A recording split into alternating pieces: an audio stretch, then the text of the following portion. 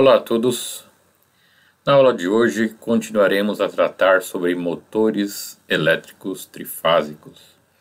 Hoje, no tema de hoje, na aula de hoje, vamos dar uma ênfase melhor para a temperatura, e outras particularidades do motor elétrico trifásico. Ok, pessoal? Então vamos lá,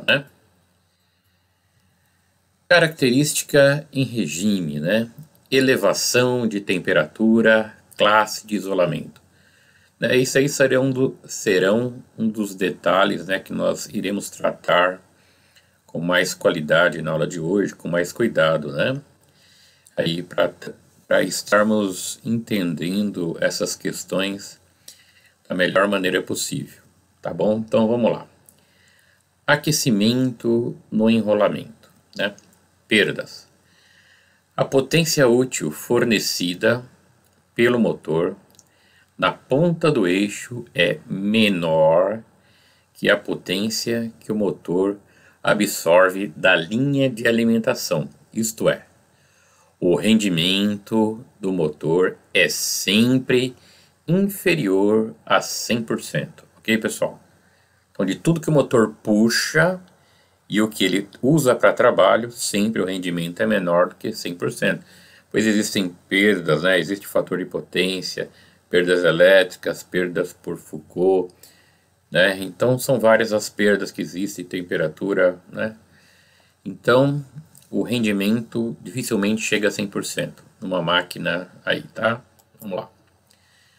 Aquecimento no enrolamento, A diferença entre as duas potências representa as perdas, que são transformadas em calor, o qual aquece o enrolamento e deve ser dissipado para fora do motor, para evitar que a elevação de temperatura seja excessiva. Ok, pessoal? Vamos trabalhar em relação ao aquecimento no enrolamento dessa máquina trifásica.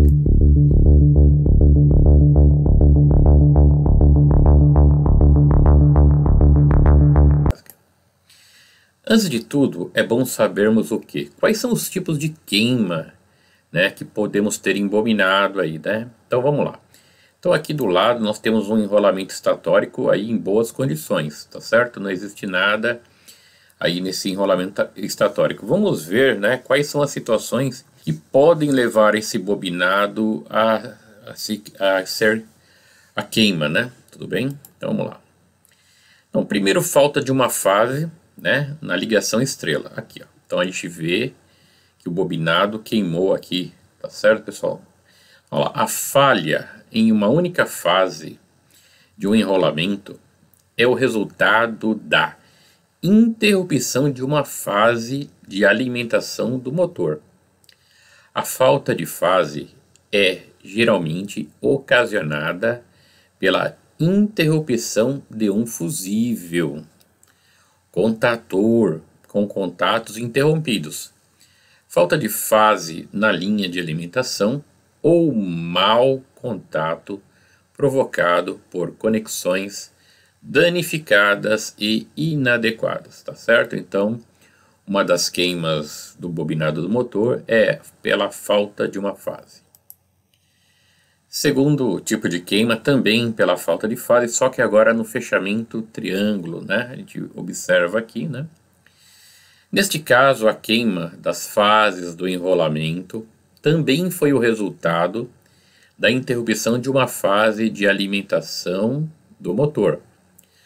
A falta de fase é geralmente ocasionada pela interrupção de um fusível contator com contatos interrompidos, falta de fase na linha de alimentação ou mau contato provocado por conexões danificadas e inadequadas, tá certo, pessoal? Então aqui nós temos uma queima também.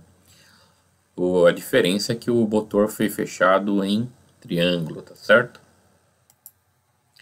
Aqui temos mais um tipo de queima do bobinado, que é o curto-circuito entre fases, Então, olha lá, esse tipo de falha no isolamento é tipicamente causado por contaminação no enrolamento, tipos de abrasão, vibração ou surtos de tensão. Pode também ser consequência da ineficiência na execução do isolamento entre fases, quando do enrolamento do estator, ou mesmo no emprego de materiais inadequados, incompatíveis com a classe térmica e de tensão do equipamento. Tudo bem, pessoal? Mais um aí. Quarto tipo de queima do bobinado, né? Nós temos aí um curto-circuito entre espiras, né? Aqui, ó. Estão vendo?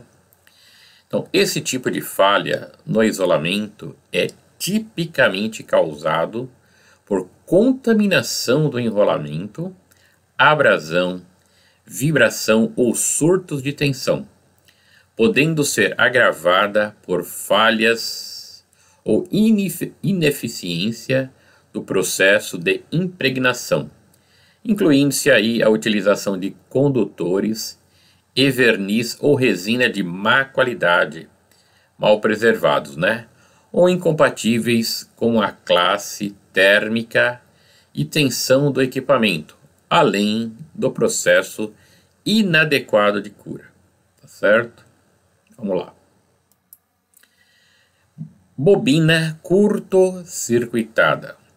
Como no exemplo anterior, né, o exemplo 4 que é o anterior, esse tipo de falha no isolamento é tipicamente causada por contaminação do enrolamento, abrasão, vibração ou surtos de tensão.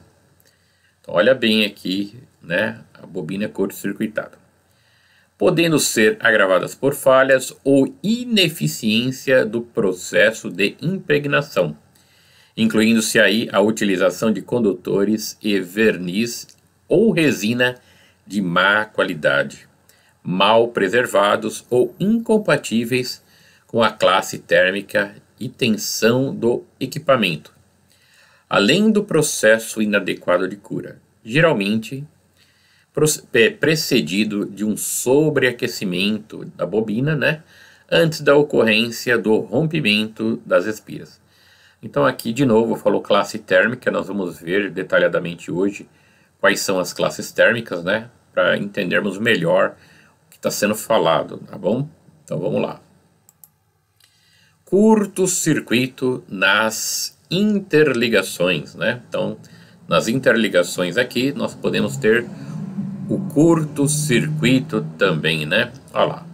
Esse tipo de falha no isolamento é tipicamente causado por contaminação do enrolamento, abrasão, vibração ou surtos de tensão. Pode também ser consequência da ineficiência de execução das interligações e seu isolamento. Aqui no isolamento das interligações com as bobinas, tá? Tá certo?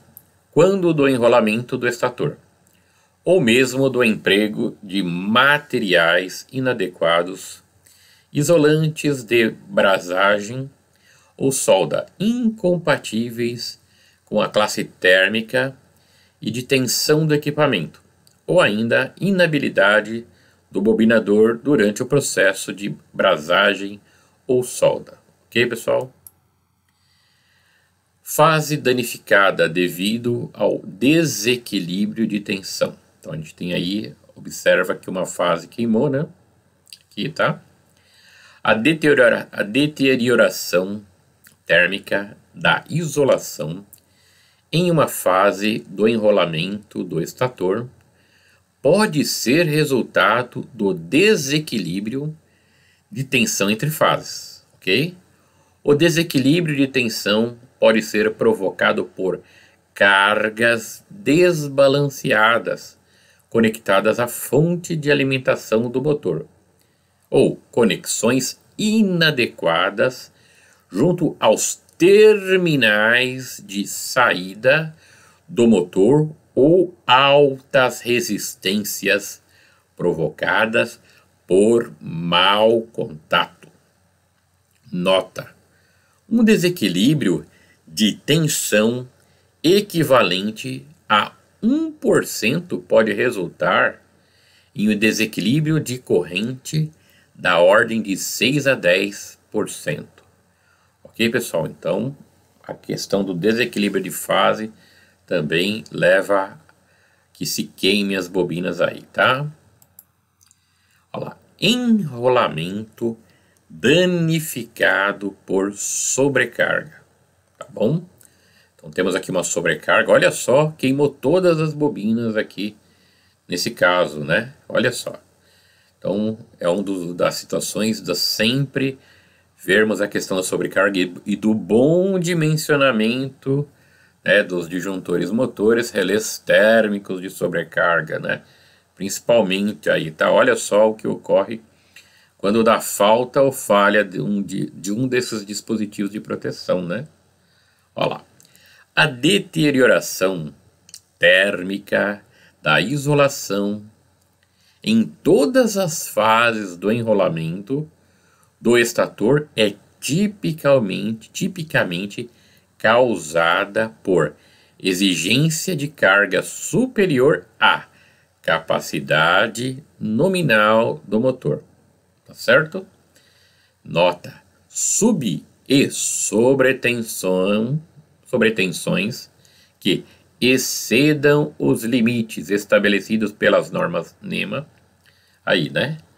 Então, resultarão no mesmo tipo de deterioração do isolamento. Tá bom, pessoal? Então, aqui queimou-se todas as bobinas por sobretensão. Defeito causado pelo travamento do rotor, né?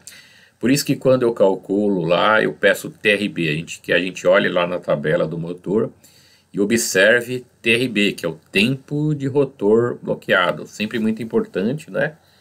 Agora a gente observa aqui que também tivemos todas as bobinas queimadas aqui, ó, porque passou-se esse tempo de rotor bloqueado, né? O motor travou, você superou o tempo de rotor bloqueado, aí você perdeu, né? Você perdeu todo o bobinado aí também. Ok, pessoal? Vamos lá. Deterioração térmica severa em todas as fases do enrolamento aí, né? Normalmente é causada por correntes muito elevadas no enrolamento do estator devido à condição de travamento ou bloqueio do rotor. Esta falha também pode ocorrer devido ao número excessivo de partidas ou reversões incompatíveis com o regime para o qual o motor foi projetado. Veremos nessa aula de hoje regime de serviço, tá bom? Então vão ser temas que vão aprofundar, né, o conhecimento da máquina. Isso aí é um grande detalhe. Aqui fala, pessoal, de correntes muito elevadas. Podemos estar falando da corrente de partida direta. Esse motor, aí ele não vai ter nenhuma daqueles dispositivos que diminuem, né, aí o valor da corrente, que pode ser uma partida direta, né, motor até 5 CV. Aí partiu direto, travou o motor, a corrente é muito alta. E aí você vai ter a queima de todo o bobinado, conforme nós podemos ver aqui. Tá certo, pessoal? Para entender todos esses detalhes, né, nós vamos continuar falando do aquecimento no enrolamento aí, né? Tá bom? Dissipação de calor. O calor gerado pelas perdas no interior do motor é dissipado para o ar ambiente através da superfície externa da carcaça ou de algum dispositivo de refrigeração, como trocadores de calor, dutos, etc. Ok, pessoal? Então, vamos ver aqui trocadores de calor ar-ar, e aqui também existe o ar-água, né? Então vamos mostrar aqui como funcionam esses trocadores de calor aí, que a gente vai observar aqui. Tudo bem, pessoal? Nesse filme aí. Então, olha só, vou dar uma... Olha só, o ar de fora, ele entra, ele passa pelas serpentinas, mas ele não entra em contato com o ar interno do motor. Esse ar aqui não entra em contato com o ar externo, tá bom? Existe um circuito de serpentinas aqui que a gente pode ver, né? E aí vai continuar o filme para a gente ver o detalhamento. O ar passa, resfria o ar interno, e esse ar interno aqui, que está sobre o motor, é resfriado pelo ar externo, tá bom? Olha lá. Tá certo, ó. Então esse ar que entra, retira o calor, fazendo um tipo de refrigeração, ar, sobre esse motor aqui. Tudo bem, pessoal? Um dos modelos, né? Existem também outros tipos de trocador, né? Que a gente vai ver agora, tá bom? Olha lá. Temos o trocador fechado, né? Trocador de calor ar fechado, tá bom? Que vem o ar de fora. Temos o tipo de trocador aberto ou autoventilado, que o ar entra por aqui mesmo e sai por aqui mesmo, tá bom? Que também faz o mesmo estilo, né? Só que é aberto, tá bom? E o trocador ar-água, que é o mesmo caso, né? Fechado. Trocador de calor ar-água, que entra a água por um desses dutos e sai pelo outro. E que também passa pela serpentina. Então, é o mesmo modelo, né, pessoal? Né? Que aquele ar interno da máquina não entra em contato, entra em contato com a água, né? Pela serpentina, né? Não, o ar ele encosta na serpentina e a serpentina é refrigerada pela água que entra e sai aqui, tá bom? É a mesma coisa aqui, né? O ar entra, passa pela serpentina e esse ar aqui ele não entra em contato com o ar externo, tá bom, pessoal? O ar interno da máquina não entra em contato com o ar externo. E esse aqui é o modelo do filme, né? Que mostrou o ar externo aí, tá bom? Continuando aí, né? Aquecimento no enrolamento, né? Dissipação do calor. Em motores fechados, essa dissipação é normalmente auxiliada pelo ventilador montado no próprio eixo do motor. Então, para motores menores aí, que não tem esses sistemas aí que nós acabamos de ver, né? Nós temos o que lá? Um eixo, né? Que sobre esse eixo existe lá uma ventoinha lá, né? Um ventilador que faz com que o ar seja forçado a passar sobre a superfície do motor, né? Então, olha lá. Uma boa dissipação depende da eficiência do sistema de ventilação, da área total de dissipação da carcaça e da diferença de temperatura entre a superfície externa da carcaça e do ar ambiente. Tudo bem, pessoal? Então, eficiência a gente vai ver, né? Esses detalhes aí. Olha só, que sistema eficiente. Né? Esse sistema aqui, né? Ele faz com que o ar passe, varra toda a carcaça, retirando o calor dessa, né? Olha só. Então, esse ar que sai aqui, nesse conjunto, consegue varrer toda a superfície, tirando o ar da superfície dessa carcaça aí, como podemos ver, tá bom? Olha lá, o sistema de ventilação bem projetado, além de ter um ventilador eficiente, capaz de movimentar grande seção de ar, né? Deve dirigir esse ar de modo a varrer, olha aqui, varrer toda a superfície da carcaça, onde se dá a troca de calor. De nada adianta um grande volume de ar se ele se espalha sem retirar o calor do motor, tá bom? Então, imagine se nós não tivéssemos essa peça, esse ar subindo, né? Então, aqui nós temos um sistema muito parecido com a asa de um avião, né? tá certo? Onde que nós temos aqui o ar que sai aqui do ventilador varrendo toda essa superfície aí e tirando o ar da superfície dessa máquina. O aquecimento, né, no enrolamento, né, aquecimento no enrolamento, dissipação de calor. O que realmente queremos limitar é a elevação de temperatura no enrolamento sobre a temperatura do ar ambiente. Essa diferença total, ΔT, é comumente chamada de elevação de temperatura. Né? Tá, tudo bem, pessoal? Elevação de temperatura do motor.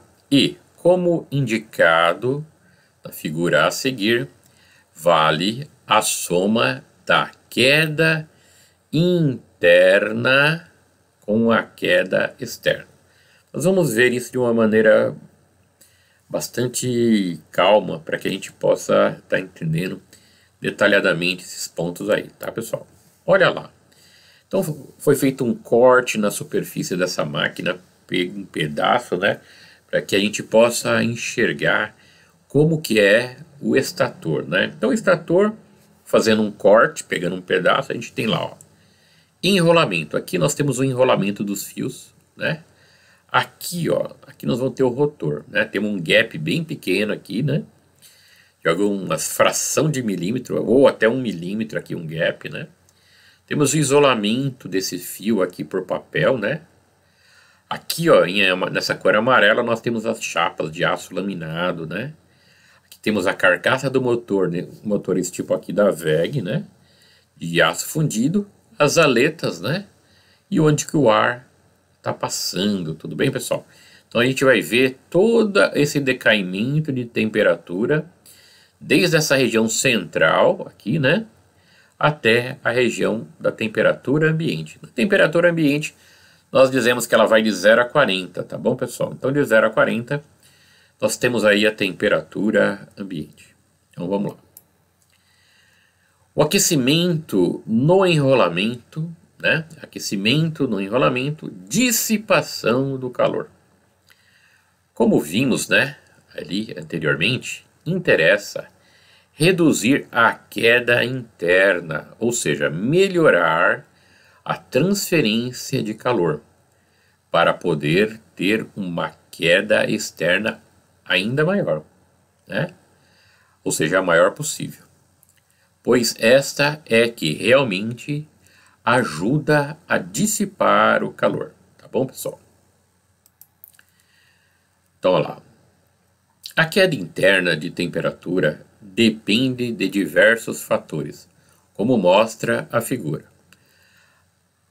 A relação com a temperatura dos pontos representados na figura ao lado são explicados a seguir, tá bom? Vamos lá. A é o ponto mais alto. Esse A aqui é o ponto mais alto, né? O ponto mais quente de temperatura, onde nós temos Tmax. Temperatura máxima aqui, causada pela corrente, mas não só pela corrente. Aqui do lado, pessoal, nessa região, nós temos o rotor. E o rotor, geralmente, né, se for rotor bobinado, que é ela de esquilo, né, vamos pensar assim. Esse rotor, ele é preso por rolemãs, né, ou rolamentos. Ou existe sobre um dos lados do motor o que? Uma força, né, empurrando ou puxando. Então esse rolamento vai aumentar muito a temperatura. Esse rolamento vai fazer com que a temperatura saia do eixo, vá para o rotor. Tá certo? Então olha só o detalhe, o gap é muito pequeno aqui. Esse gap aqui é milímetro ou fração. Então por radiação térmica, o rotor, pessoal, também manda a temperatura para os fios aqui, ó.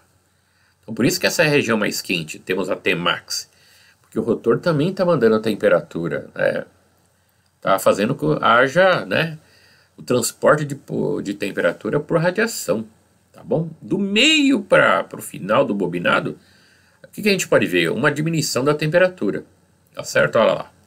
Temos aqui a diminuição da temperatura e na interface fio-papel cai bastante a temperatura. Aqui é uma interface fio, papel e chapas, né? tá certo? Então nós observamos aí uma diminuição de temperatura em B, né, que está relacionada às interfaces dos materiais. Aqui no meio, né, aqui nós temos o material aço laminado, né, nós temos aí nesse único material aço laminado, dessa interface até a outra interface, né, que é aço laminado ferro fundido, no caso de motores da WEG, também ocorre aí gradual, uma diminuição da temperatura, de maneira bastante gradual. Aí quando chega na interface aço laminado e ferro fundido, nós observamos aí na interface o que novamente? Uma diminuição brusca da temperatura. Já aqui no elemento ferro fundido, né, a gente observa de novo uma diminuição maior da temperatura, né, e aí até que a temperatura chegue nas aletas, nessa superfície de aletas, né, então a temperatura externa, né, aqui chega aqui, e aqui nós temos o ar, né, e o ar ambiente, né, nós dizemos que vai de 0 a 40 graus Celsius. Então nós observamos aí toda a queda de temperatura desde o ponto mais alto até o ponto mais baixo aqui, que são as regiões das aletas. Tudo bem, pessoal? Então, ó, essa parte de A a B, né, eu só vou tomar cuidado aqui, né? De A até B, que é aqui até aqui, né, temos a queda de temperatura, né, de transferência de temperatura do calor, do ponto mais quente, que é o meio da bobina para cá, é o ponto mais quente, né, até a parte externa da bobina. Como o ar é péssimo condutor, olha só, como o ar é péssimo condutor, é importante que não haja vazios no interior da ranhura. Então aqui, pessoal, não pode ter vazios. O bobinado tem que ser muito bem feito para que não haja ilhas de ar, porque o ar é um péssimo condutor de temperatura e isso aí afeta muito a dissipação da temperatura neste motor, tá bom? Então aqui também já foi explicado, tá bom, pessoal? Depois o material, né, é só fazer uma leitura, né, tá certo? Mas vou fazer a leitura aí, né? Olha lá, queda, né, B. Em B o que nós temos? Olha lá, queda através do isolamento da ranhura e no contato deste com os condutores de um lado e com as chapas do núcleo do outro lado. O emprego de materiais modernos melhora a transmissão de calor através do isolante.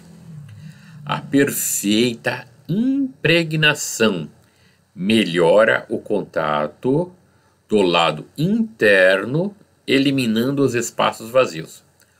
O bom alinhamento das chapas estampadas, né, melhora o contato do lado externo, eliminando camadas de ar que prejudicam a transferência de calor. Ok, pessoal? Continuando aí. De B até C, né, nós vimos aí, já foi explicado. De B até C, que é desse ponto até esse aqui, o que nós temos? A queda de temperatura por transmissão através do material de chapas do núcleo. Então aqui nós temos as chapas de aço silício, né? Tá bom? Então aqui nós temos em C, nós temos a queda de tensão da interface, né? Que a gente já falou, tá bom? E outro detalhe, né? Superfícies irregulares deixam espaços vazios entre elas, resultando no mau contato e, portanto, na má condução do calor e elevada queda de temperatura neste ponto. Então isso aqui tem que estar muito bem feito, né? Tá certo? E aí, de C até D, né, nós temos a queda de temperatura, né, dentro da superfície da carcaça. E aí, terminou-se aí, né? Olha só. Beleza? Temperatura externa do motor. Era comum, antigamente, verificar o aquecimento do motor medindo com a mão a temperatura externa da carcaça. Em motores modernos, este método primitivo é completamente errado. Ah, professor, por que se media com a mão? Porque antes os motores, né, nos anos 60, hoje o motor precisa de aproximadamente 6 quilos para produzir 1 kW. Antigamente, a massa do motor para produzir o mesmo quilowatt era muito maior, era o dobro, era 3 vezes, né? Até o início do século passado, né, o tamanho do motor para promover 1 kW de potência eram motores muito grandes, então eles tinham uma massa de ferro muito grande. Então, né, esse trabalho de dissipação do calor, né, não era tão bem feito como é hoje. Então a temperatura da carcaça não era tão quente. Hoje nós temos motores aí com temperaturas de 170 graus, né? Então é impossível você pôr a mão aí, né? Você vai ter queimaduras de 2º grau, aí 3º grau. Então hoje não se faz mais isso, tá bom? Hoje temos muitas outras coisas, tá? Que a modernidade trouxe muitas saídas aí, tá bom? Olha lá. Como vimos anteriormente, os critérios modernos de projeto procuram aprimorar a transmissão de calor internamente, né?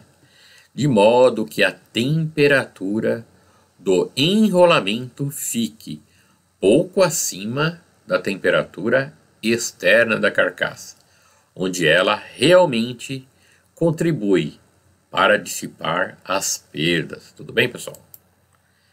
Em resumo, a temperatura da carcaça não dá indicação do aquecimento interno do motor, nem de sua qualidade.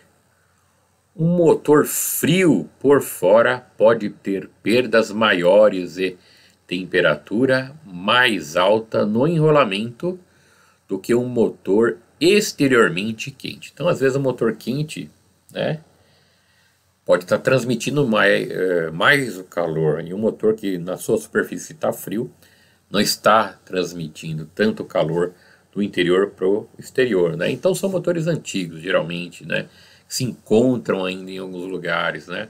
Às vezes eu vi motores assim, claro, um motor monofásico em borracheiro, né? Então, numa borracharia que eu fui, observei, né, lá e onde estava montado o sistema, né, com motor trifásico, motor monofásico de 2 capacitores, e aquele motor que eu vi, ele era pelo menos nos anos 70, né, certo? Então não são os motores feitos, né, de 2000 para cá, que tem outra situação de rendimento, né, muito melhor do que os motores antigos, tá bom?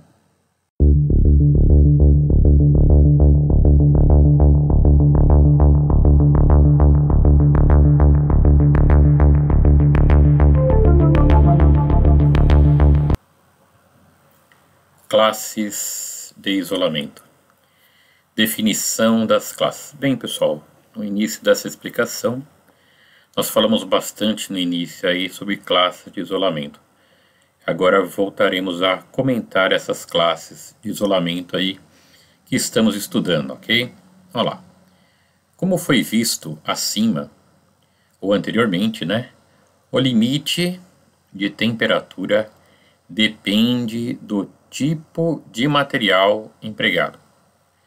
Para fins de normalização, os materiais isolantes e os sistemas de isolamento, cada um formado pela combinação de vários materiais, são agrupados em classes de isolamento, cada qual definida pelo seu respectivo limite de temperatura, ou seja, pela maior temperatura que o material pode suportar continuamente sem que seja afetada a sua vida útil, ok? Então vamos observar aqui, né, as classes de isolamento. As classes de isolamento utilizadas em máquinas elétricas e os respectivos limites de temperatura, conforme a NBR 7094, são as seguintes: classe A até 105 graus Celsius, classe E até 120 graus Celsius, classe B até 130 graus Celsius, classe F até 155 graus Celsius e classe H até 180 graus Celsius.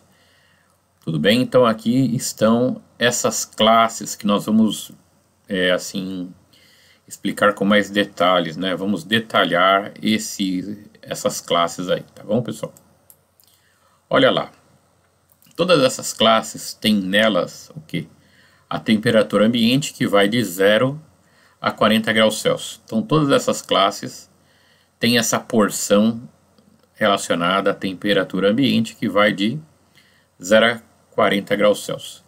E todas essas classes têm o quê? Um ΔT médio. Olha só, a classe A tem um ΔT que além de 40 graus Celsius, mais 60 graus. Então esse ponto aqui, né, é de 40 mais 60, nós temos 100 graus Celsius. E mais esse ponto aqui, ó, acréscimo para o ponto mais alto, ou seja, o ponto mais quente, que dá 5 graus Celsius. Então se a gente pegar 100 mais 5, 105. Geralmente nós não trabalhamos nessa região, tá bom? É uma região de, entre aspas, até o máximo que tem a suportabilidade térmica dessa máquina. Mas você não vai trabalhar aqui, nessa região, tá bom? Do lado aqui nós temos também 40, tendo um ΔT médio de 75 graus Celsius, mais os 5 graus Celsius aqui do máximo. Na classe B nós temos 40, mais 80, mais 10%. Então, desse ponto aqui até esse aqui embaixo, nós podemos trabalhar em 120 graus Celsius aí neste motor, tá? Claro, né? Aqui é uma região até o ponto mais quente, você não vai trabalhar nesse ponto aí, ok, pessoal? Na classe F, né, nós temos também 40 mais 100 graus Celsius, né?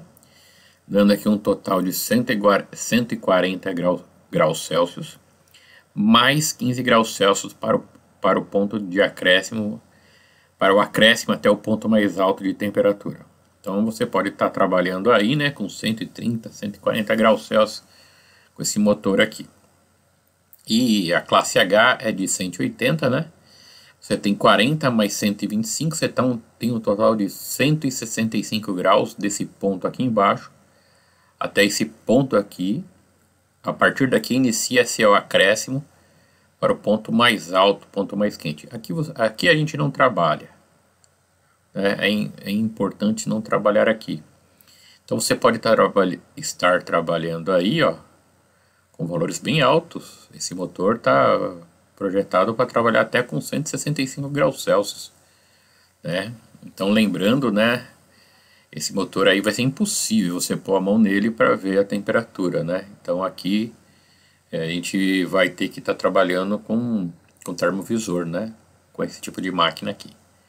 Ok, pessoal? Então essas aí são as classes A, E, B, F e H. Conforme a gente aumenta nessa sequência aqui, né, o motor suporta mais temperatura, porém são motores mais caros, né? Tá bom? Vamos lá. Medida da elevação de temperatura do enrolamento. É muito difícil medir a temperatura do enrolamento com termômetros ou sensores de temperatura, pois a temperatura varia de um ponto a outro e nunca se sabe se o ponto da medição está próximo do ponto mais quente, ok, pessoal?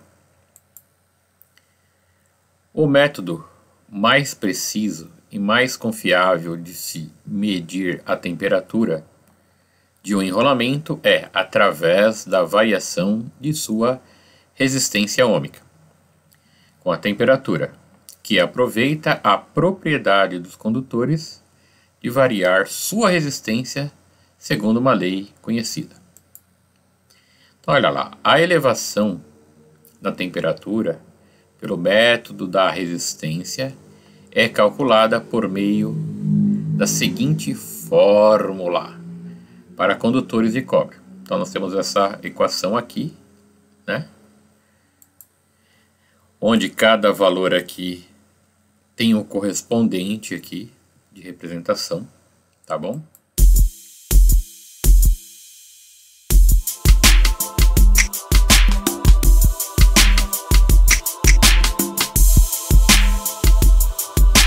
Porém, a gente vai trabalhar com termografia. Aqui está escrito termigrafia, mas é termografia, tá bom?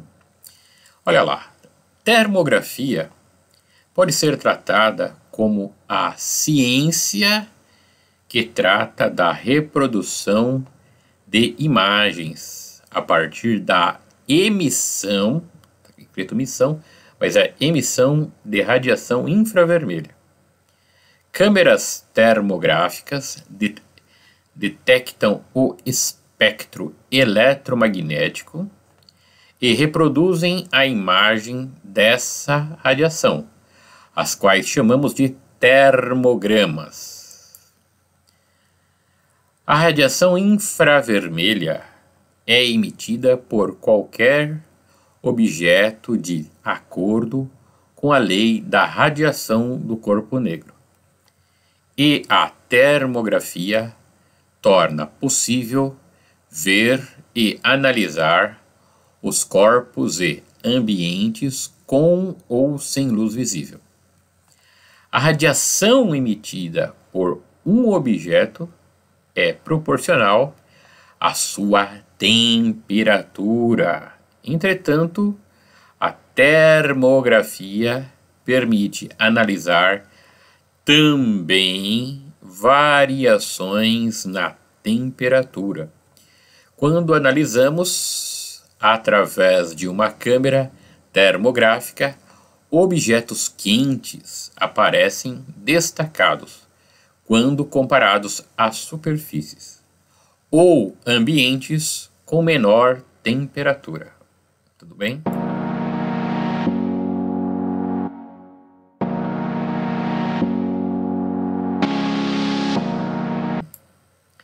Vamos ver agora um detalhe bastante importante. Quais são as principais vantagens da termografia? Então, olha lá. O que a termografia permite? Permite a possibilidade à análise visual de imagens com suas respectivas temperaturas. Então você vê a peça e vê a temperatura que ela está dissipando, né? Você consegue ver a peça que você está fazendo, está usando lá a câmera termográfica, né? Consegue identificar bem essa peça. Determinação de problemas iminentes em sistemas elétricos e mecânicos. Então você consegue fazer aí uma manutenção preditiva, né? Você consegue ver alguma coisa anterior à falha aí do equipamento aí, tá bom? Possibilita a análise de áreas de difícil acesso ou de alto risco. É muito importante, né? Às vezes tem local que fica muito perigoso à vida, então você pode estar usando essa câmera termográfica para fazer a medição da temperatura de um determinado local ou ambiente. Também as vantagens é o método de teste não destrutivo, pois não há contato direto com o sistema medido. Então você não rela, não toca, né? Então você consegue fazer uma medida e não precisa destruir a sua amostra, não precisa desligá-la, nada. Ela vai estar funcionando lá e você vai estar fazendo a sua medida, tá certo? Não é necessário alto nível de iluminação no local para a tomada de imagens. Até um local escuro, né? Pois até no local escuro você consegue fazer uma medida termográfica, tá? Porque ele vai pegar a radiação, né, do objeto que está, ou do objeto, do aparelho, do sistema que está emitindo temperatura, né? Tá bom?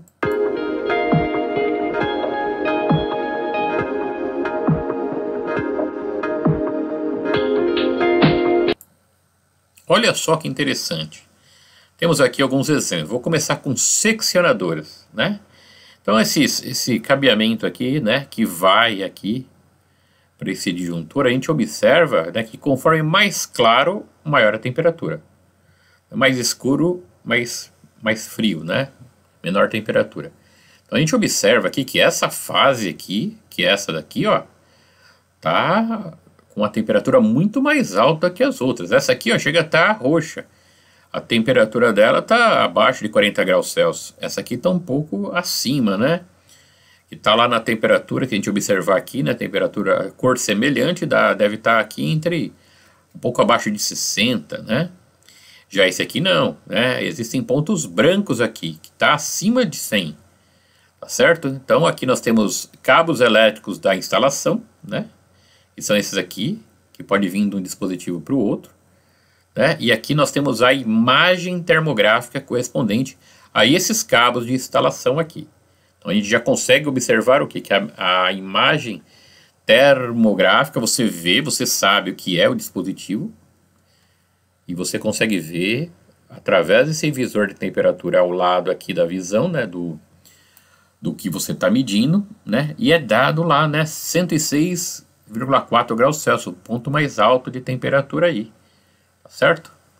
Vamos ver agora fusíveis, né, vamos olhar lá. Então, em fusíveis, né, nós temos aqui, ó, fusíveis NH, esses aqui, e aqui nós temos os diazedes, tá certo? Então, qual vai ser o detalhe? Você vai colocar a câmera termográfica sobre esse conjunto aqui do meio, né? E olha só, de novo, né, essa fase aqui, ela tá mais carregada que as outras duas. Essa aqui, ó, tá bem mais abaixo, ó. Né? Então, se a gente pegar, olhar aqui, ó, na escala termográfica, esse cara vai ter entre 26 e 28, esse aqui. Já esse aqui do meio, ele vai estar um pouco acima, vai ter entre 28 e 30, e esse aqui acima de 30, né? A gente observa aí pela escala aqui do lado, né? E a cor do equipamento. Aqui a gente observa também, né? A cor do diodo diazed está muito alto, né? Pode estar até para romper aí, com temperaturas muito altas aí. A gente observa aqui a temperatura está bem alta aqui por essa escala aqui do lado. E aqui também, né? Entre esses fusíveis todos aqui, só esse aqui está apresentando o problema, tá bom, pessoal? Vamos lá. Vamos agora tratar de disjuntores. Olha lá, de novo foi pego um conjunto de disjuntores, né? Nós temos aqui 4 disjuntores e foi tirada uma foto, foi feita uma imagem com a câmera termográfica e observa-se que esses dois disjuntores aqui estão com temperatura muito maiores que esses aqui, né? Ou um outro exemplo, né? De esse aqui parece um disjuntor de caixa moldada, né? Tá chegando três condutores aí para esse disjuntor. E a gente olha que o condutor aqui ao meio, né? Tá com uma temperatura muito maior do que os outros aqui ao lado. E também ele esquenta os outros, né? Observando agora para contatores, né? Olha só, esses contatores aqui estão sendo vistos, né? Por esse aparelho de medição termográfico aqui. E olha só o que a gente observa, né?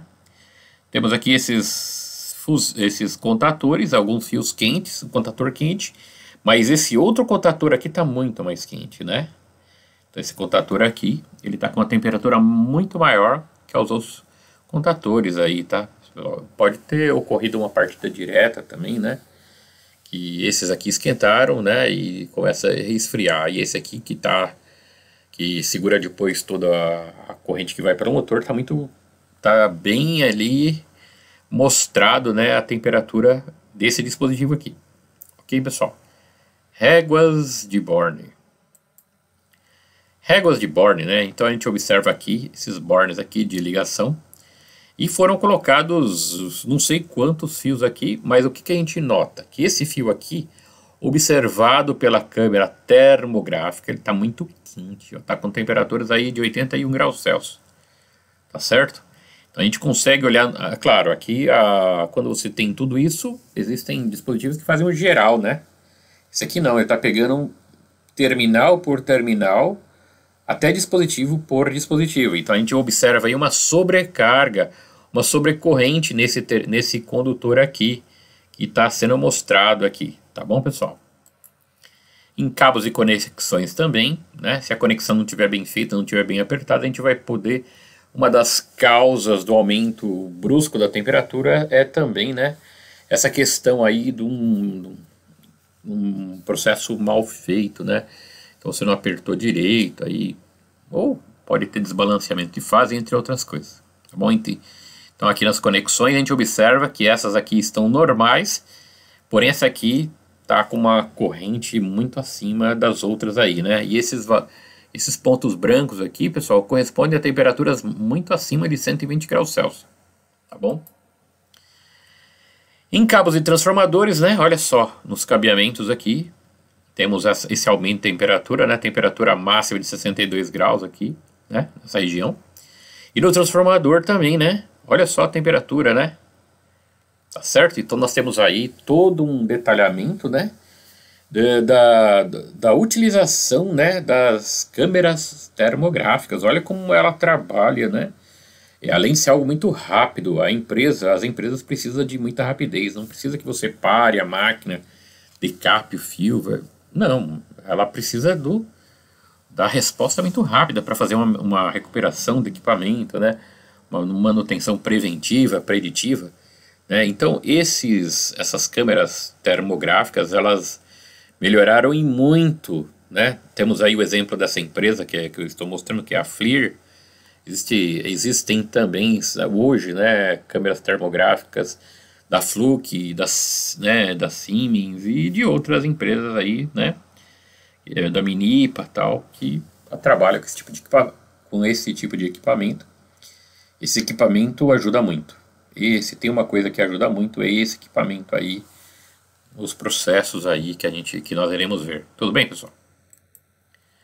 Agora o importante. Olha só que importante, essa câmera termográfica aqui, ela está sobre o motor que está em funcionamento.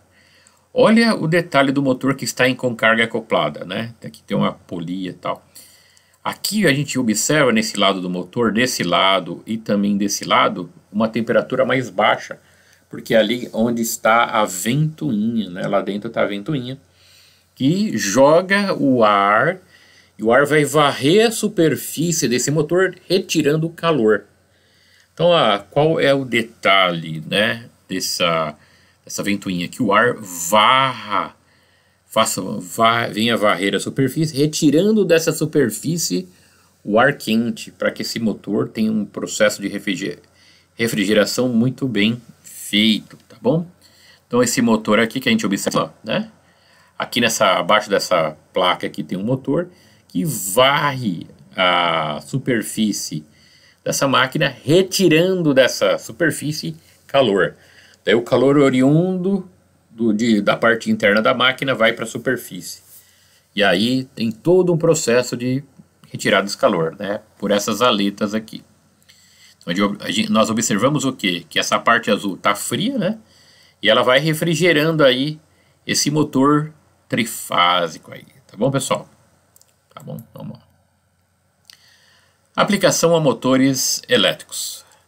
A temperatura do ponto mais quente do enrolamento deve ser mantida abaixo do limite da classe. Então esse aqui é a temperatura do ponto mais quente do enrolamento. Tá.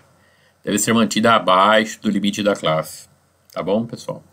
A gente nunca deve estar trabalhando aqui, né, pessoal? Aqui nós temos o acréscimo, o ponto mais quente, para baixo, né? Os limites aqui até o ponto mais quente. Então não se trabalha nessa região em vermelho aí, tá? Aplicação a motores elétricos.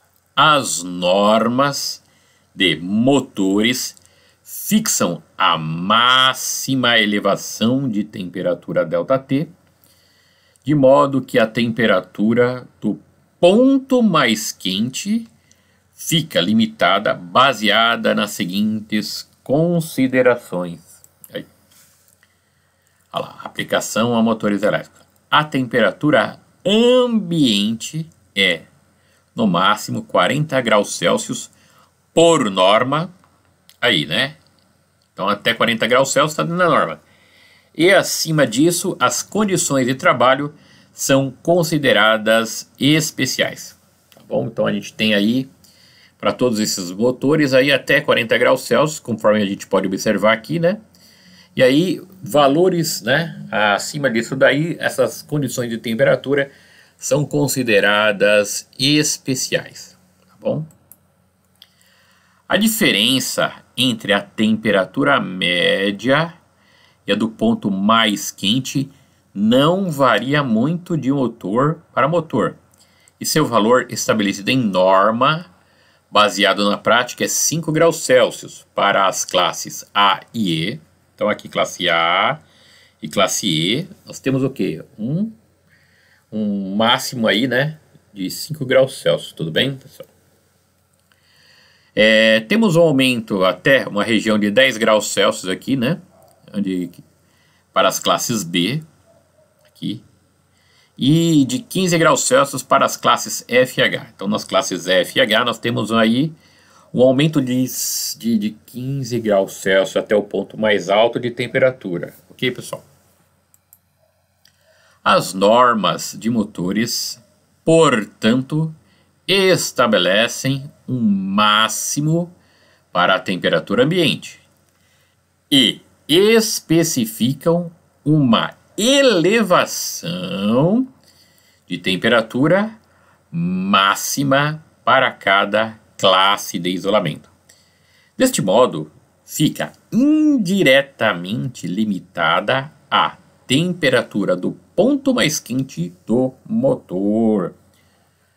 Os valores numéricos e a composição da temperatura admissível do ponto mais quente são indicados no slide a seguir. Beleza, pessoal? Vamos lá. Então aqui nós temos para as classes de isolamento um detalhamento maior. Então quando se trabalha com motor, né, e essa questão ela permeia o seu trabalho, você deve estar, pelo menos saber que existe uma tabela de temperaturas que age de uma certa maneira, né? Olha lá.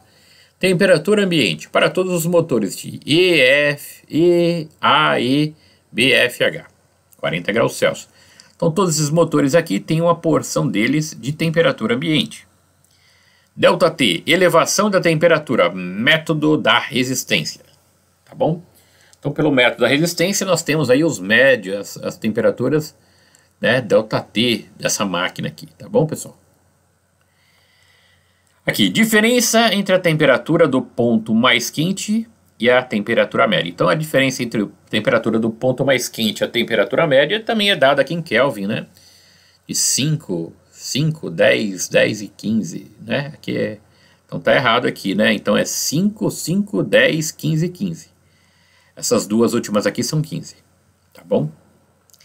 E a temperatura total, né, do ponto mais quente. Daí você vai ter o quê? Para quem trabalha com isso, chegou nesse valor, né?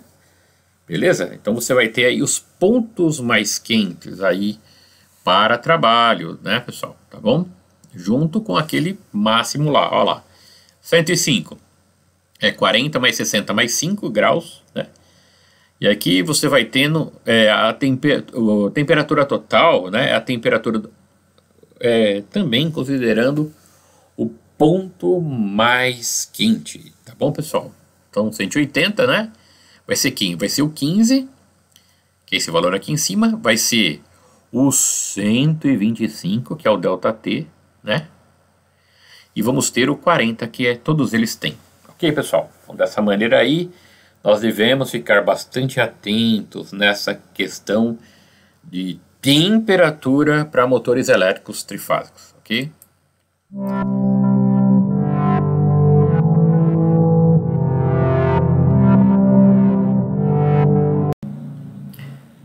Bem, agora vamos falar sobre regime de serviço. O que é regime de serviço? Não é bastante interessante, né, nós entendermos esse regime de serviço, tá bom? Isso aqui não é fator de serviço, né, que geralmente a gente pode estar confundindo, né? É regime de serviço, tá bom?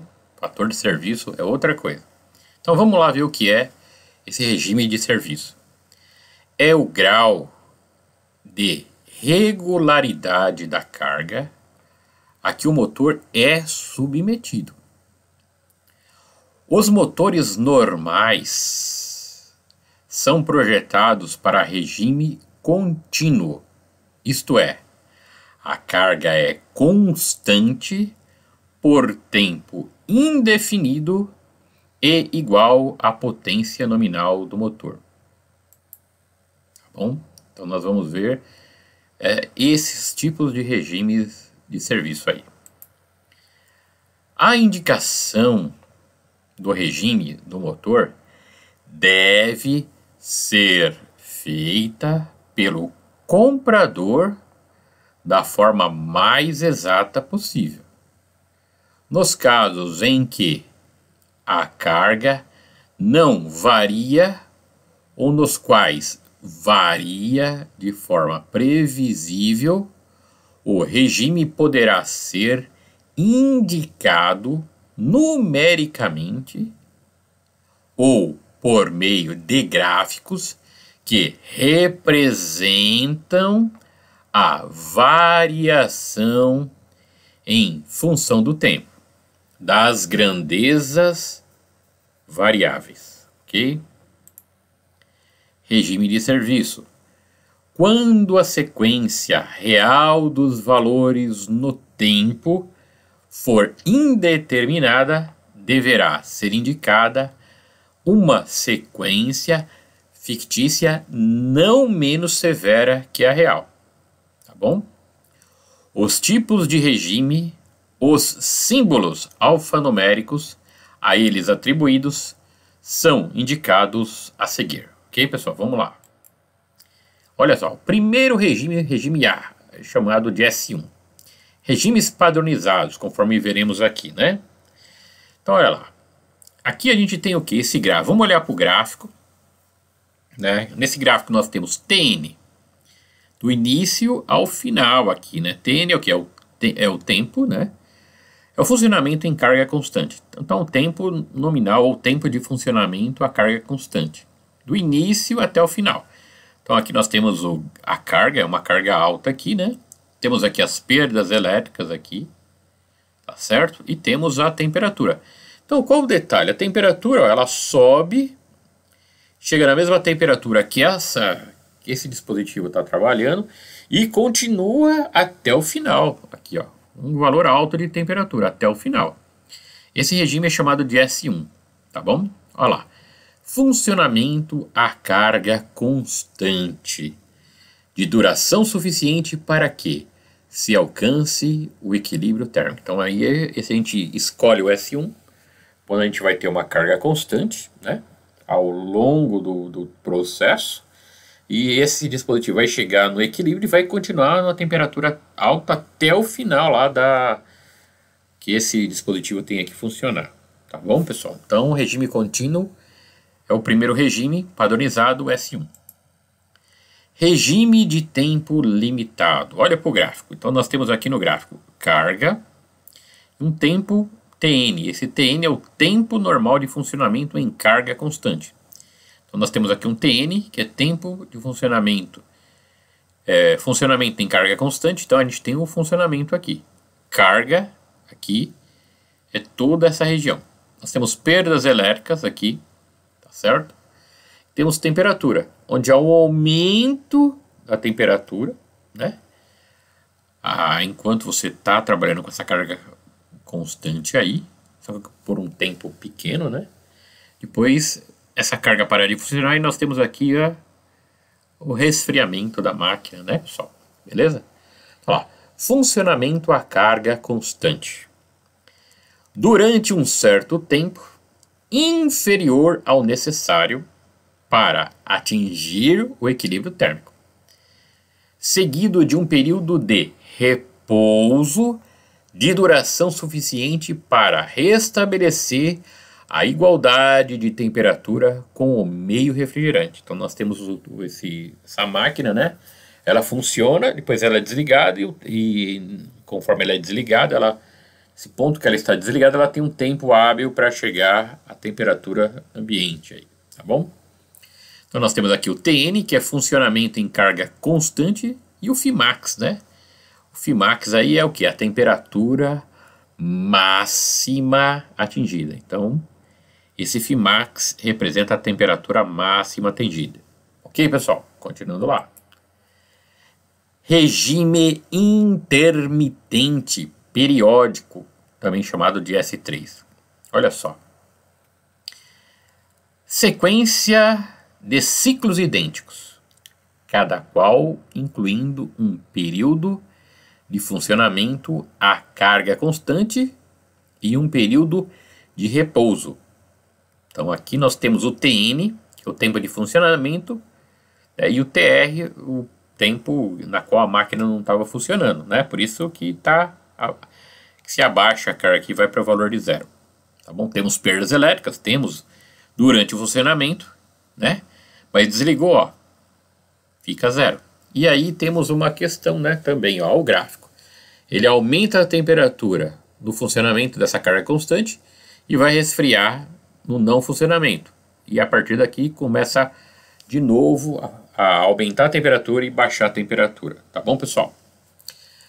Olha lá, olha só, explicando melhor, né? Sequência de ciclos idênticos, cada qual incluindo um período de funcionamento a carga constante e um período de repouso, sendo tais períodos muito curtos para que se atinja o equilíbrio térmico durante um ciclo de regime e no qual a corrente de partida não afete de modo significativo a elevação de temperatura. Ok, pessoal?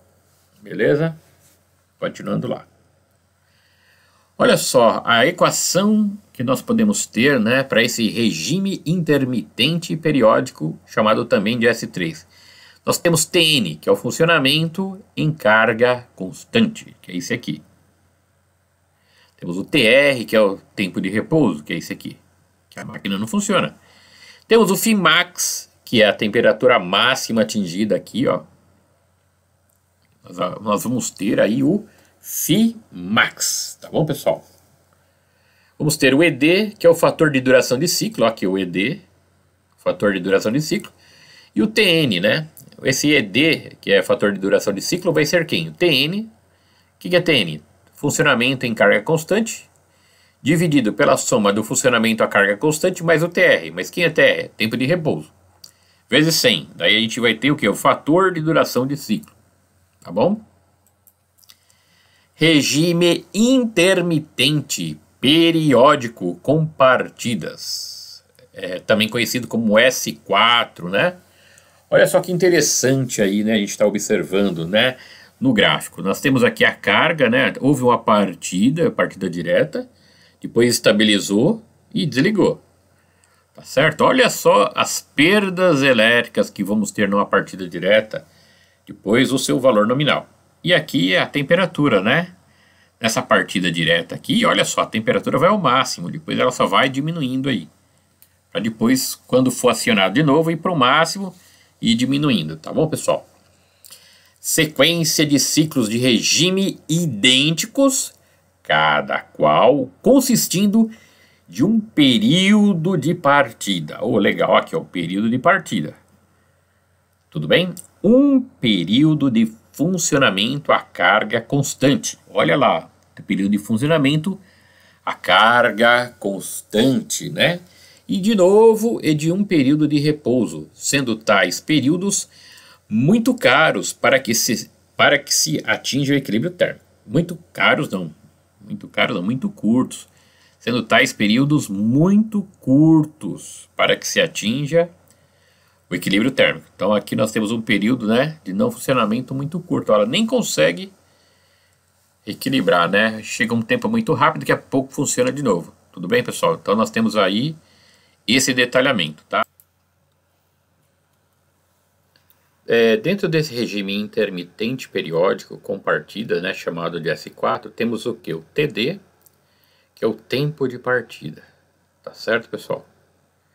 O TN é o tempo de funcionamento em carga constante, o TR, o tempo de repouso, e o Fmax é a temperatura máxima atingida. E temos aqui o fator de duração de ciclo, que é o TD mais TN vezes 100, dividido pelo Tn mais Tr mais Td, ok, pessoal? Então, dessa maneira aí, né, o que nós temos aí, o que nos é mostrado, né, são os ciclos, né, aí dessa máquina, tá bom? Aqui, ó, partida, aqui esse pico mais alto, onde nós temos perdas elétricas aí, bem características, né, aqui. Temos o funcionamento a carga constante e o repouso, e a máquina não chega ao equilíbrio térmico, né, o fim máximo está nesse ponto aqui, tá bom? E regime intermitente, periódico, com frenagem elétrica, também chamado de S5. Então o que nós temos aí? Sequência de ciclos de regime idênticos, cada qual consistindo de um período de partida, um período de funcionamento a carga constante e um período de frenagem elétrica, e também aí um período de repouso, sendo tais períodos muito curtos para que se atinja o equilíbrio térmico, tá bom? Então nós podemos aí ter o que se utiliza em frenagem, né? Aí acho que vai desde uma ponte rolante a máquinas ferramentas aí, tá? Tá bom? Nesse S5.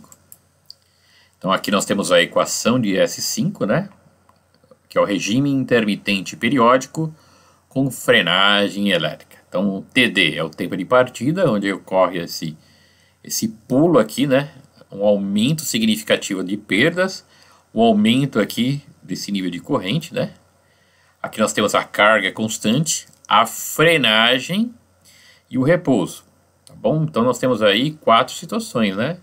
4 times diferentes: partida, funcionamento, frenagem e repouso, tá bom, pessoal? Então esse aqui é o fator de duração do ciclo, TD mais Tn mais Tf vezes 100, né? Dividido por TD mais Tn mais Tf mais Tr, tá certo? Então nós temos aqui um fator de duração do ciclo calculado por essa equação aqui, tá bom? Vamos lá, mais um.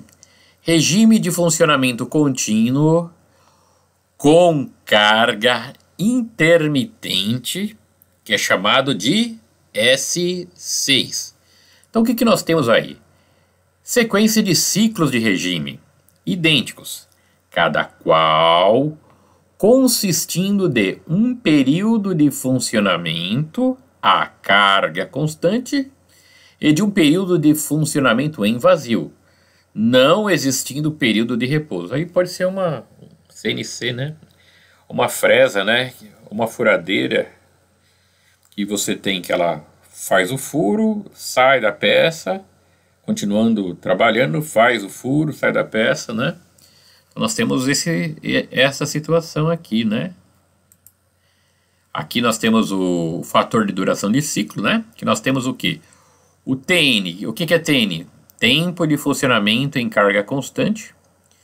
Aqui nós temos o TV, funcionamento em vazio, né? Mas ó, as perdas elétricas continuam existindo, né? Porque a broca, se for uma furadeira, ainda está funcionando, né? E o φ máximo, né? Aqui, tá certo?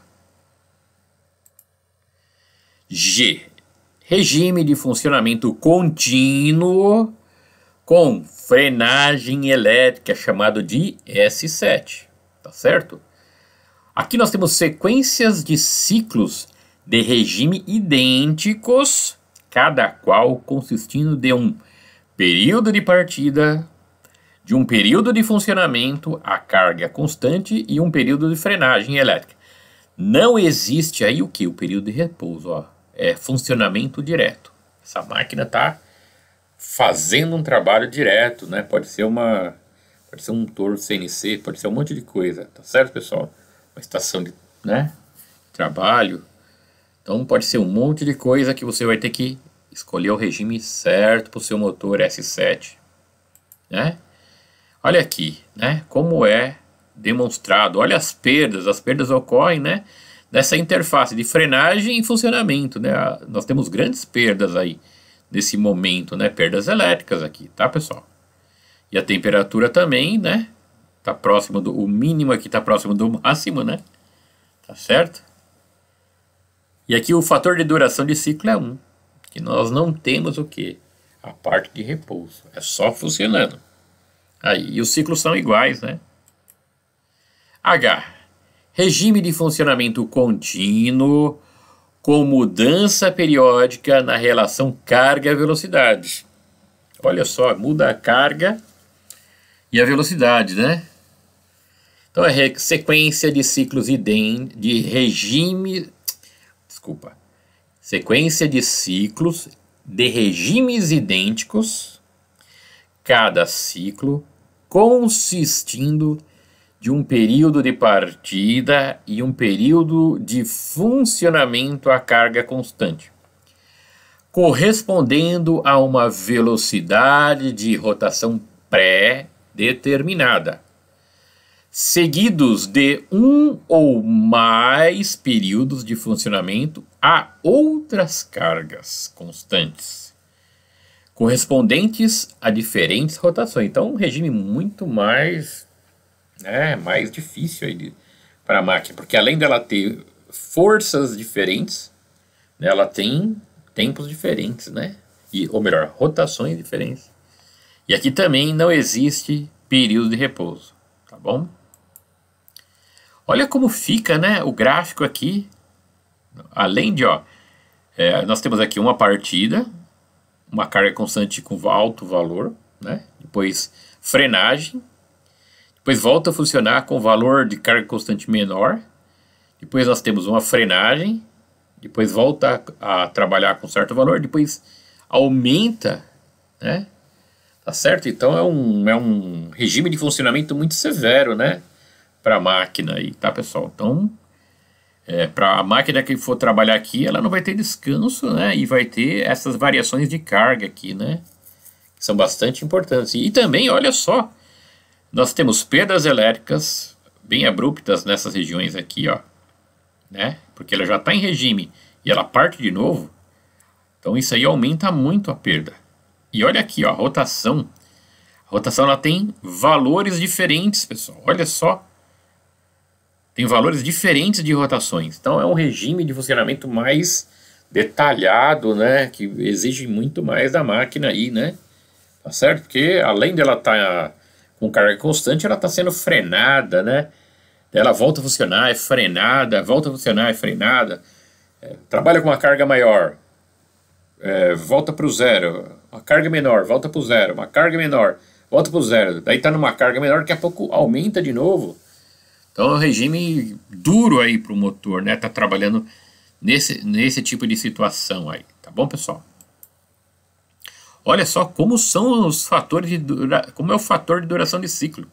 Bastante complicado aqui, ó. Tá certo? Beleza. Continuando aí. Então, regime de serviço, né? Isso aí que nós vimos com bastante detalhe. Nota. Nos regimes de S3 e S8, o período é geralmente curto. Demais, né, o período é geralmente curto demais para que se atinja o equilíbrio térmico, de modo que o motor vai se aquecendo e resfriando parcialmente a cada ciclo. Depois de um grande número de ciclos, o motor atinge uma faixa de elevação de temperatura e equilíbrio. Bom?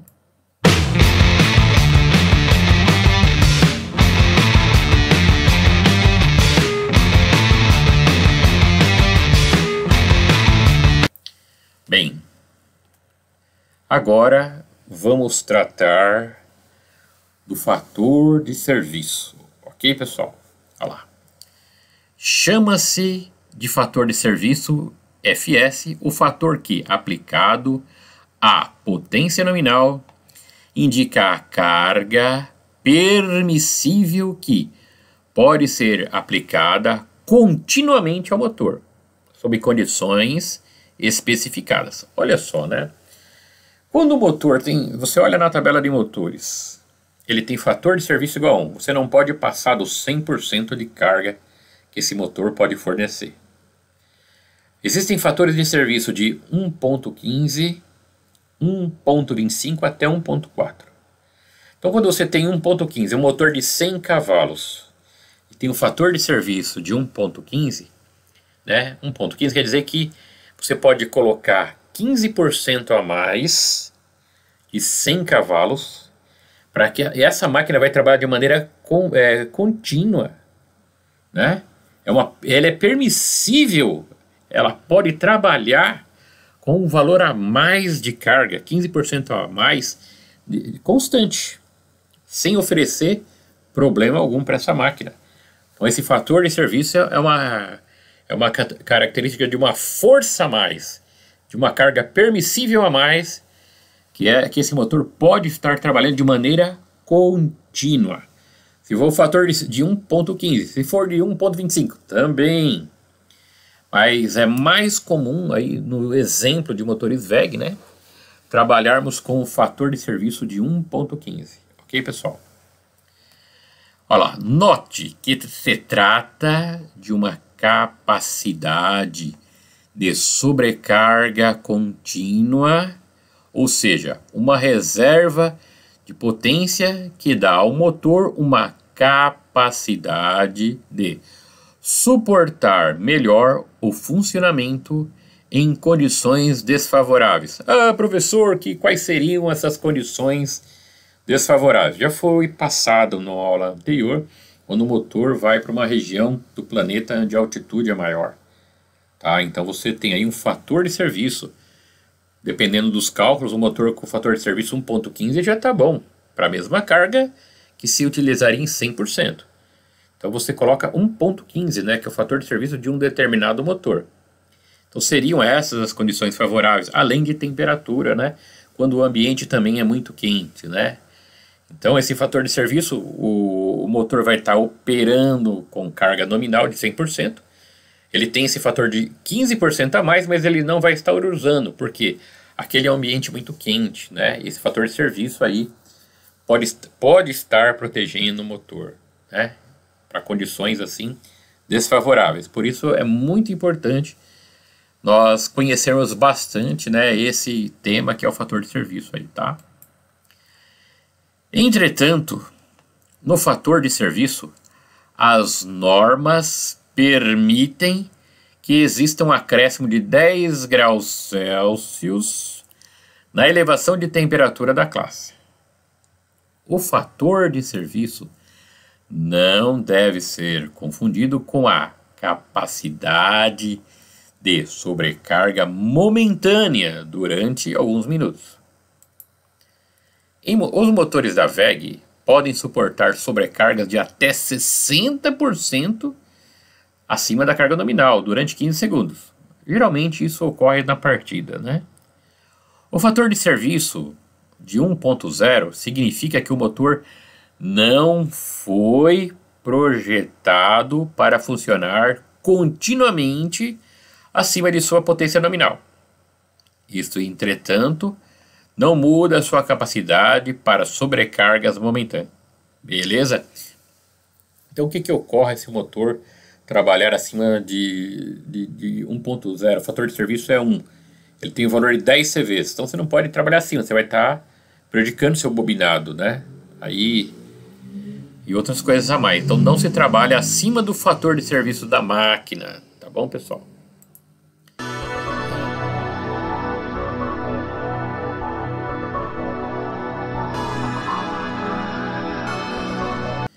Rendimento. O que vem a ser essa palavra que a economia, né, no início do tema começou-se a falar, em outras aulas foi citado, é um assunto muito pendente nos dias de hoje, rendimento, né?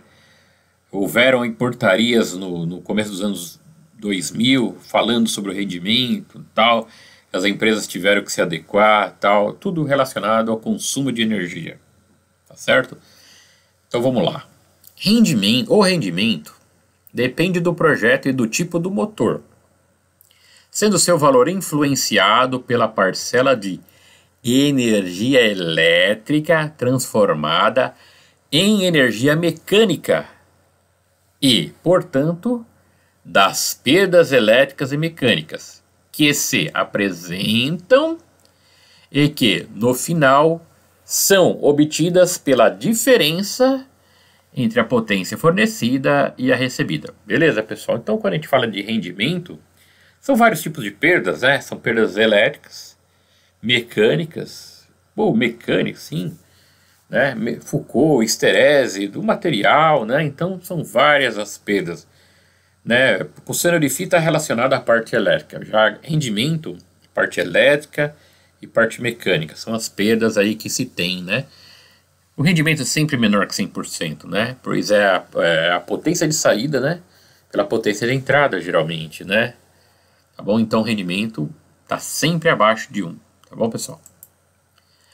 Há dois métodos principais para a determinação do rendimento: o método direto e o método por adição de perdas. No caso de valores garantidos, a norma NBR 7094, né, permite as seguintes tolerâncias.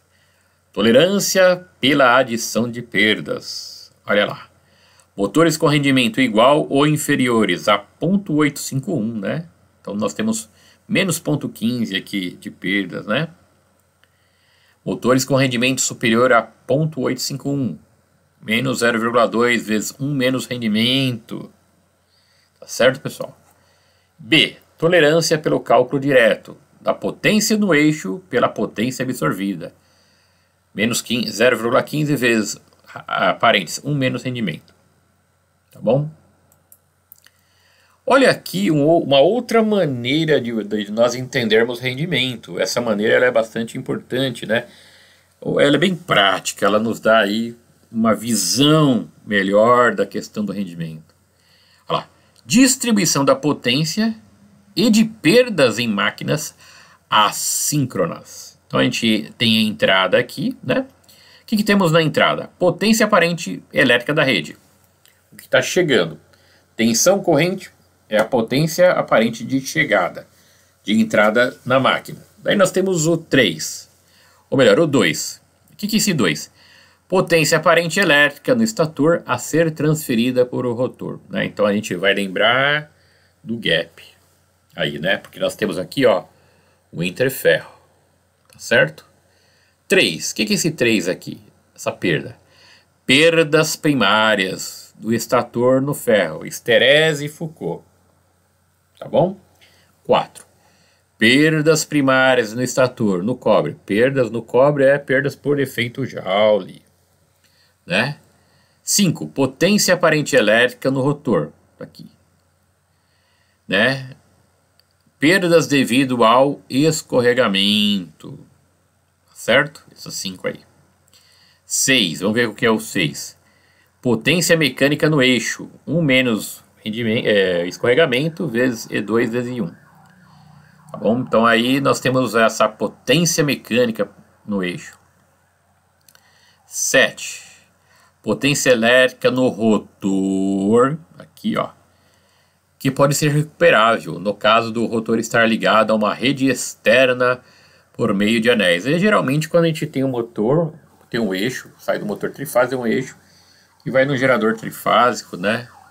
Aí nesse gerador trifásico, né, esse movimento do motor faz com que o gerador esteja sempre funcionando aí, né? 8. Perdas elétricas dissipadas no rotor, aqui, ó. E 9. Perdas por atrito e ventilação, aqui. E o 10 é a potência resultante no eixo. Tá certo, pessoal? Potência mecânica 6. Perdas por atrito e ventilação. Olha só. Então a gente vê que o rendimento é o quê? Né? É a saída sobre a entrada. Então, né?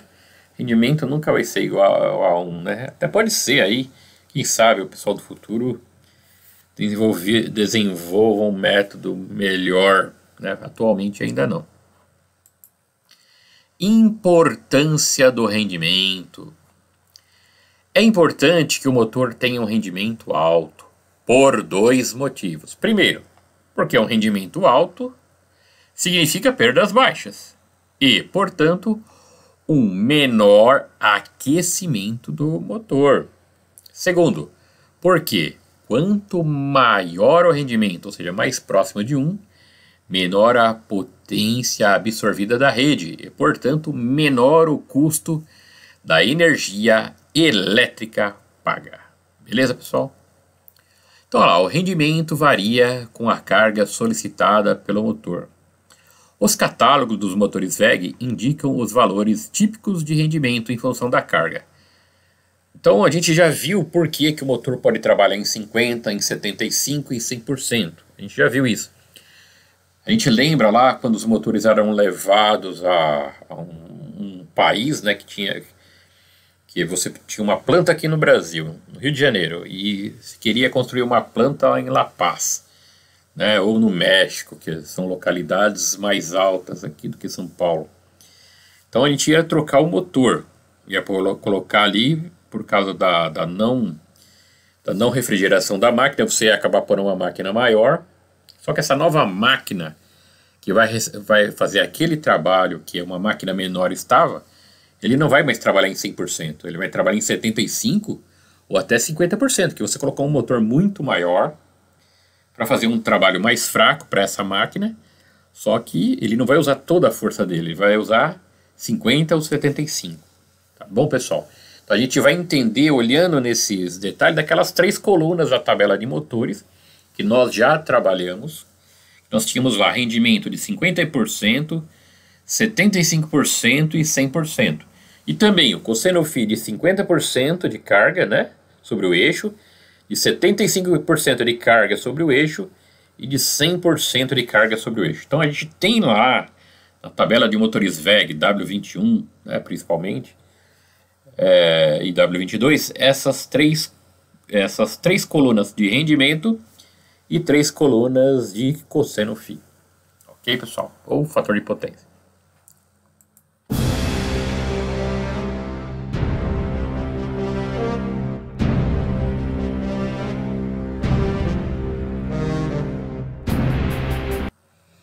Categorias de motores. Valores mínimos normalizados. Então, valores mínimos normalizados. Que interessante o que a gente vai ver agora, né? Conforme as suas características de conjugado em relação à velocidade e corrente de partida. Opa, partida direta aqui, será? Os motores de indução trifásicos, como o rotor de gaiola, né? Motor trifásico, rotor gaiola de esquilos, são classificados em categorias, cada uma adequada a um tipo de carga. Estas categorias são definidas na norma NBR 7094 e são as seguintes.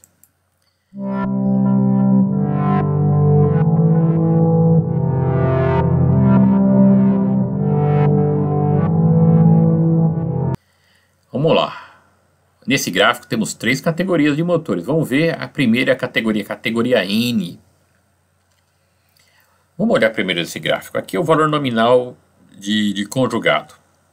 Aqui eu tenho 50% acima do conjugado, 100% acima do conjugado, 150% acima do conjugado, aqui 225 e 250 acima do conjugado.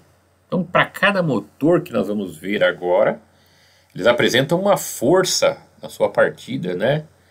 Principalmente aí, tá bom? Olha lá. Conjugado de partida normal. É a categoria N, que é esse aqui. Corrente de partida normal e baixo escorregamento. Lembrando que a categoria N, que é esse tipo de motor, pessoal, pode ter no máximo 5% de escorregamento. Acima disso, essa máquina tomba, ou seja, ela trava, tá bom, pessoal? Olha lá. Então, a categoria N constitui a maioria dos motores encontrados no mercado e prestam-se ao acionamento de cargas normais, como bombas, máquinas operatrizes e ventiladores, etc. Então, é o motor mais comum, é o motor de categoria N, tá certo? Que durante a sua partida, ele começa com aproximadamente, pode começar com aproximadamente 150% acima do seu conjugado nominal. O que é conjugado? a força que o motor tem no eixo para fazer trabalho. Tá bom? Então, durante a partida ele dá uma subida, depois ele vai para os valores nominais de conjugado, de velocidade e de corrente, tudo aí, tá bom?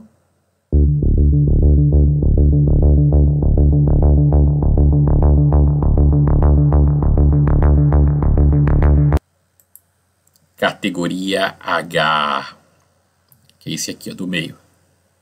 Muito forte esse motor também, ó. Quando ele parte, ele está 225 acima do conjugado nominal, né? Olha lá. Conjugado de partida alto. Corrente de partida normal e baixo escorregamento. Usados para cargas que exigem maior conjugado da partida. Então, eu não posso usar um motor tipo N. Aí eu vou ter que usar um motor mais parrudo, mais forte. Aí entra essa categoria N, né?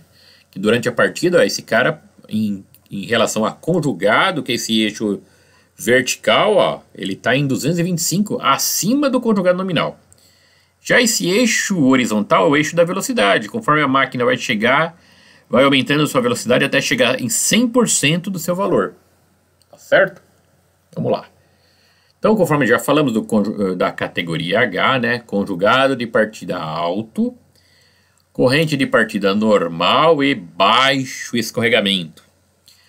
Usados para cargas que exigem maior conjugado na partida, como peneiras, transportadores, carregadores, cargas de alta inércia, britadores, alguns tipos de ventiladores, etc. Ok, pessoal? Então, o motor H ele é mais forte que o N, né? E categoria N, né?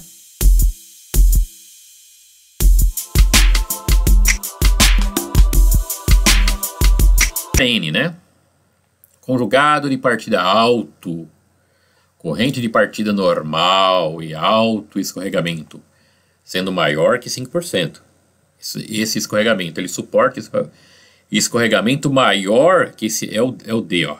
Ele suporta escorregamento maior que 5%, hein?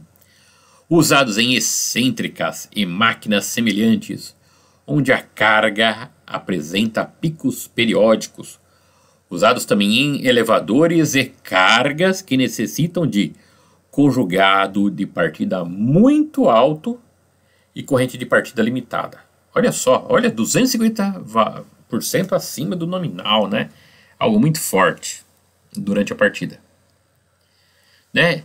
Essa categoria D, né? Esse tipo de categoria não se aplica para motores com potência acima de 100 kW.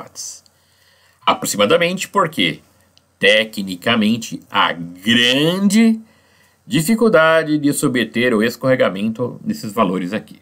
Tá bom, pessoal? Desta maneira aí, encerramos esta aula. Muito obrigado pela atenção.